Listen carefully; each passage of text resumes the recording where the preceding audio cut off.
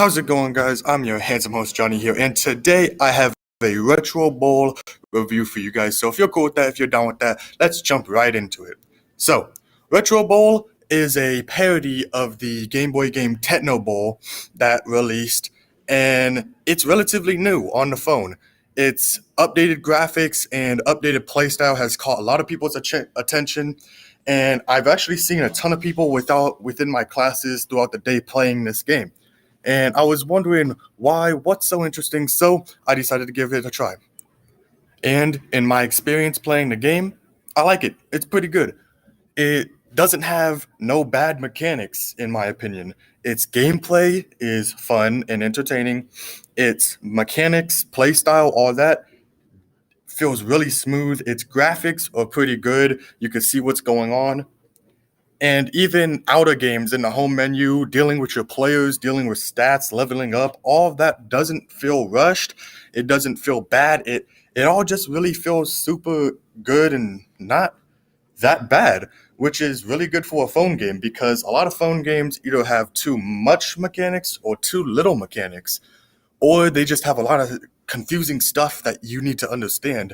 And I think that's where a lot of phone games go wrong is when they have a lot of confusing stuff that you just don't either have the time or have the drive to understand.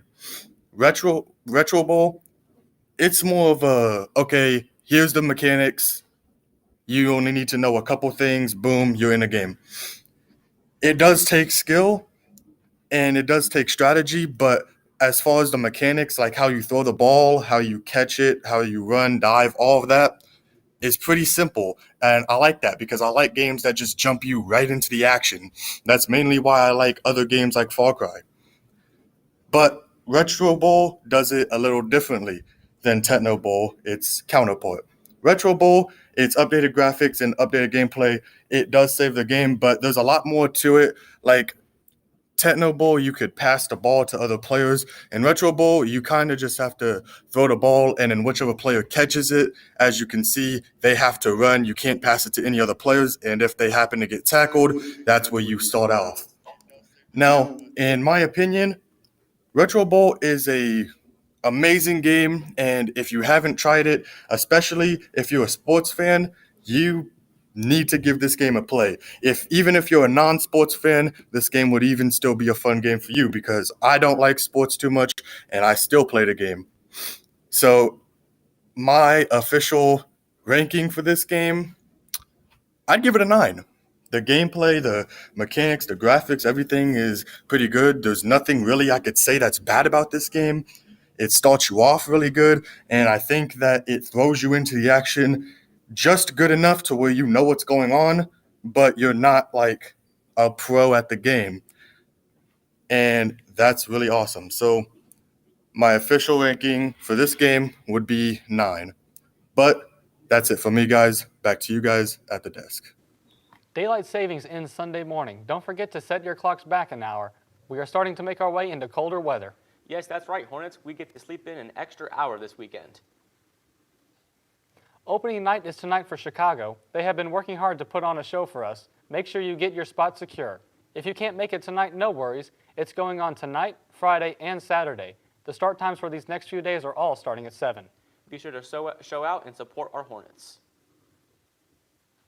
If you are interested in requesting a schedule change for next semester, check your email. Here's Miss Matthews with more. As this semester is coming to our second semester is right at our feet. It may seem like it's far away, but it will come fast, and if you're looking for a schedule change, now is the time to request. Counselors will consider all requests, but not all changes will be made. Here's Miss Matthews with more on schedule changes. Just this morning I sent out an email that had a Google form in it for students who would like to request a schedule change. We're not sure how many schedule changes we're actually going to be able to make based on the classes that we're offering this year. Because of the way graduation pathways work now, most of the classes that we have are year-long classes. So it doesn't make sense for somebody to try to jump into, let's say, the second semester of Intro to Engineering Design if they've missed the first half. So I don't know how many times a student's going to be able to switch classes. We counselors and Mr. Carr and Ms. Mara will certainly consider every schedule change request, but we may not be able to make all of them. In some cases, teacher and parent input might be something that we need, depending on what the request is. So definitely use that Google form. If you don't see it in your email, it's also in like the homepage of the I Succeed course in Canvas. And then definitely ask your counselor if you have any questions. To meet the schedule change criteria, you must fit into one of the following: failed prerequisite, missing a block, already passed the course, medical, missing a graduation requirement, and a financial hardship. If you are in need of a change, please go complete the form in your email. Thank you. This has been Anna Marie Passianos from BGSN.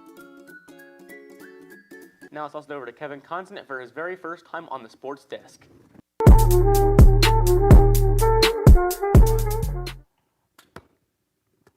Good morning, Hornets, and good morning, Hornets, and welcome back to sports. Beech Grove Sports, the bowling team got their first team win at Greenfield. The girls basketball team lost last night, but the girls basketball team plays tomorrow at home versus Covenant Christian.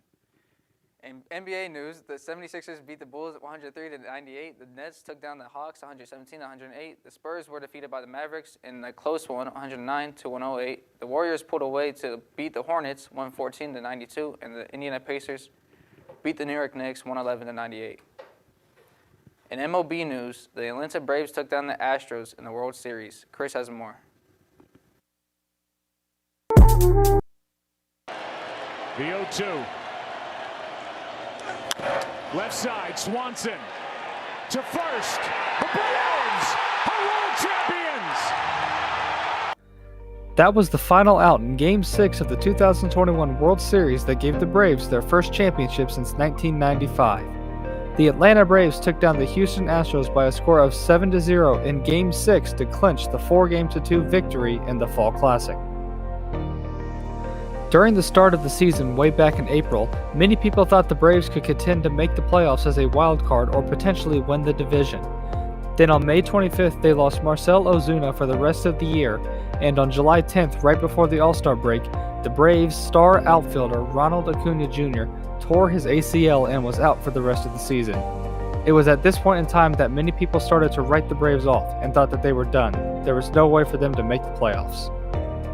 But with the acquisition of Jock Peterson from the Cubs at the trade deadline and a late season collapse by the New York Mets, the Braves found themselves at the top of the NL East.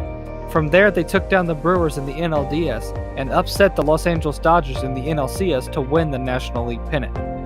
After 4 games in the World Series, the Braves found themselves up 3-1 over the Astros and were looking to close the door. But with an Astros victory in Game 5, many people thought that the Atlanta sports curse was about to kick in again. But that wasn't the case when the Braves defeated the Astros in Game 6 and took home the Braves' second World Series win since moving to Atlanta, and the 4th in franchise history. There was a lot of hard work and mid-season grinding put in by the Atlanta Braves, and that was all paid off when the Braves took home the Commissioner's Trophy and bragging rights for a full year. Here is what Braves manager Brian Snitker had to say in the locker room celebration following the win. Hey, Dookie. Hey, this is going to be quick, fellas. I've been thinking about this. Oh, my God. Oh, you're sensitive. You know what? The simplest thing I think I could put this, you know what, boys? You guys are going to be world champions for the rest of your life.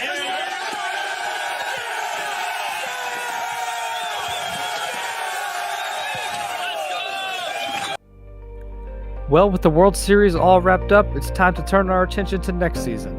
As of right now, the Los Angeles Dodgers, Houston Astros, Atlanta Braves, New York Yankees, and Chicago White Sox have the best odds to win it all next year. Who do you think will be facing off in the World Series this time next year? For BGSN Sports, I'm Chris Hammer.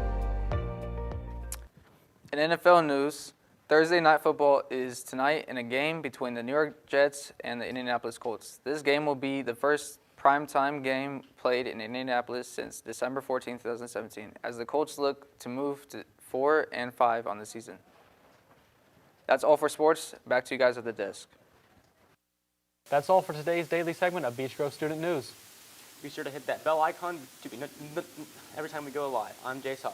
And I'm Chris Hammer. Have a thriving Thursday, Hornets.